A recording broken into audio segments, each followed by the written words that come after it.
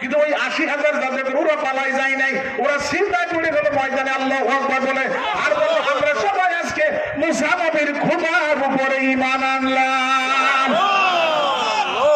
আমার ভাইরা, ফিরাউনের লোক মুসা নবীর দলে চলে আসলো, ঈমান গ্রহণ করলো।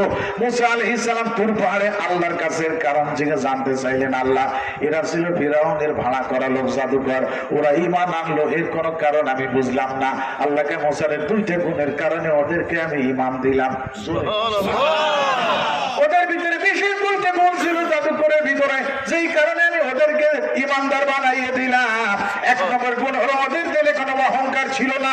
যদি অহংকার থাকতো, ওরা সংখ্যায় ছিল বেশি, সরকার বাহাদুর ছিল ওদের পক্ষে, ইচ্ছা করলে তোমাকে মারধর করতে পারতো, লাঠি চার্জ করতে পারতো, কাদায় নেগে ছুরি মারতে পারতো, তোমাকে গ্রেফতার করে নিয়ে যাইতে পারতো, কিন্তু তা করে নাই, ক্ষমতার অপব্যবহার করে নাই। তোমার সঙ্গে তারা কোনো